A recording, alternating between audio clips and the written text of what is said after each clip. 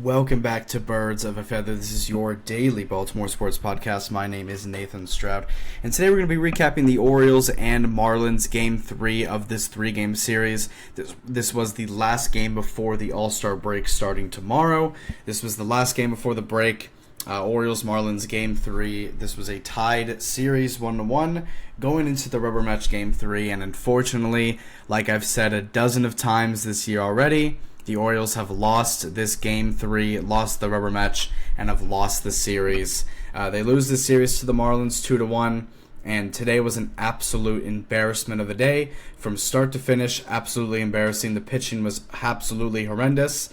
Brandon Young goes out there on a rubber match game. Unfortunately, we had Brandon Young as our pitcher today for the rubber match game, so most likely it's going to lead into a loss unless the offense went out there and did amazing. And, nothing was really going on in this game at all for the Orioles. They lost this game 11-1. Brandon Young went out there. He did horrible. The bullpen gave up some runs as well, and the offense was able to only put up one run thanks to a Ramon Laureano solo home run. So nothing really happened this game at all. We were getting guys on base a little bit, but we just couldn't really score anyone. But at the end of the day, it doesn't really matter when you give up 11 runs. You know, you're going to lose like every single game you play when you give up 11 runs. So at the end of the day, complete disaster of a game. Offense just went out there completely, didn't do anything, and the pitching also went out there and didn't do anything as well. And to make things even worse, already, the Orioles lose this series. The Orioles season is probably over now. This series and this game really might have been the thing to really do it for the Orioles. But not only did that happen today, Kyle Stowers today. Obviously, this is his first series back in Baltimore since the trade last year. But Kyle Stowers goes out there and has a 5-for-5 day and hits 3 home runs in this game. A 5-for-5 day with 3 home runs and 6 RBIs. He goes out there and absolutely kills the Orioles in a revenge game. And you know what? Good for him, man. Actually, good for him.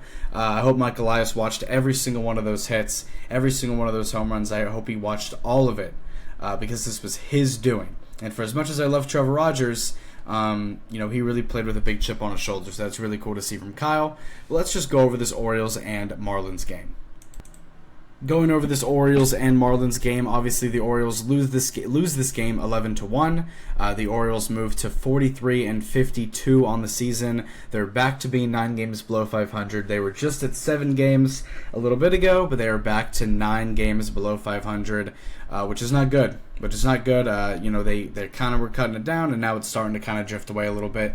And obviously, this is the final series and game before the All-Star break starting tomorrow. So, I said before, it's all going to determine what we look like going into All-Star break, and also what we look like, with a few days out from the trade deadline that happens in a couple of weeks. But the Orioles are currently 43-52 going into the All-Star break.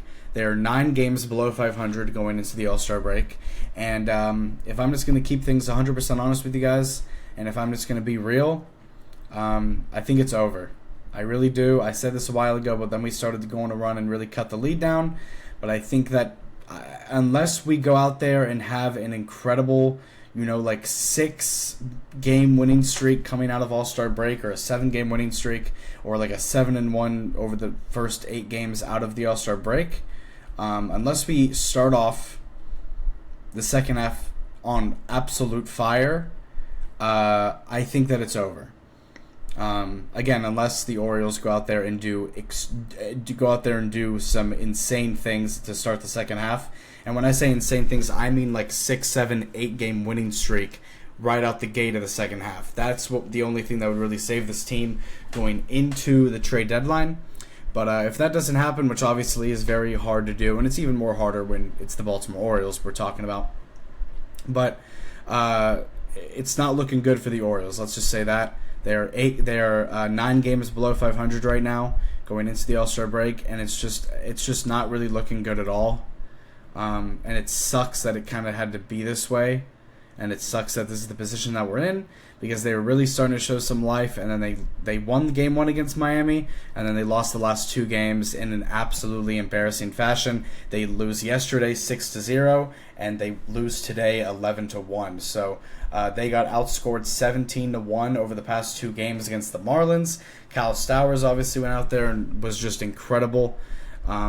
It's just unfortunate again. I mean, I've said that all year for the Orioles, that it's just unfortunate, but it really was unfortunate. The pitching staff in general today was horrible. They let up 18 hits, 11 runs for the Marlins.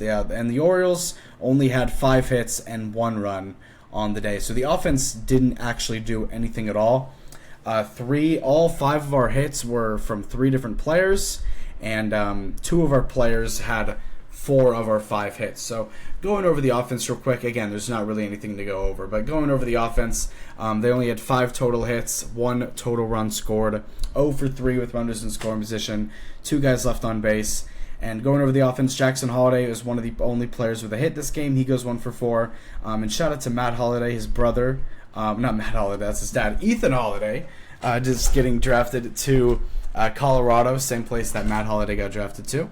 So shout out to them. It's going to be cool to see both the Holliday brothers in the league here soon. But Jackson Holliday goes 1 for 4. Jordan Westburg goes 0 for 2. He gets taken out. Gunnar Henderson goes 0 for 2. Ryan O'Hearn goes 0 for 2. Ramon Laureano goes 2 for 3 with a solo home run. So shout out to Ramon Laureano. He continues to be one of the best Orioles players this season in general. At this point, I'm not even going to sit here and say that he's just been a good rotational guy. No, he's been one of the best players in the Orioles this season. He has a solo home run today. He has a multi game as well. So shout out to Ramon Laureano for having an amazing first half of the year where he's batting currently a .284. Colton Cowser 0 for 3, Ramon Urias 0 for 3, Cedric Mullins 2 for 3, and Austin Jackson 0 for 3. So again, not really anything happened with the offense. Obviously, we are going to be seeing Ryan O'Hearn on Tuesday at the All-Star game representing the Orioles, and he's going to be an All-Star starter for the DH for the American League. So that's going to be really cool to watch. We're obviously going to go over that on Tuesday. Obviously, love Ryan O'Hearn, everything like that. Who knows much longer he's going to be here? Who knows if he's going to end up getting traded in this fire sale that's going to happen? But that time will come whenever it comes. But this Orioles offense, again, didn't really do anything. And much like the Orioles offense not doing anything, the Orioles pitching didn't do anything good either. Brandon Young got the start in this game. He is now 0-4 on the season in his starts. He pitched 4.1 innings, gave up 9 hits, 7 runs, 0 walks, and 4 strikeouts, and gave up 4 home runs. Brandon Young gave up 4 home runs in 4.1 innings of work, and also gave up 9 hits and 7 runs in the process as well. Absolutely horrible. His ERA is down to a 7.52. 76 pitch count across 4 innings. Again, he gave up 4 runs, and 4 of the 9 hits were home runs. 7 runs, or 4 of the 9. 4 of the 9 hits were home runs, and 7 runs earned for Brandon Young. Only had 4 strikeouts in the process. Didn't walk anybody. That's good. Didn't walk anybody. But gave up 9 hits, 4 home runs, 7 runs. Just horrible. Just absolutely horrible. Then Grant Wolfram came into the game. He didn't give up a run. Colin Selby gave up a run. And then Yennier Cano continues to just have a horrible season out of the bullpen. He gives up 4 hits and 3 runs in this game. Just to kind of make matters even worse. And then Andrew Kittredge goes into the game late and doesn't give up a run. So, Yennier Cano, Brandon Young give up 10 runs combined between the 2 of them. And, this is what happens when you have to have someone like Brandon Young in your rotation, is you're going to have games like this. Last start, he had an immaculate inning. Today, he gives up 7 runs and 4 home runs. So, again, baseball is a very funny sport at the end of the day. But the Orioles are... I do also kind of just want to talk about the state of the Orioles team right now. Obviously, it's been a very weird and crazy season. Lots of injuries. Obviously, the most injuries in the league.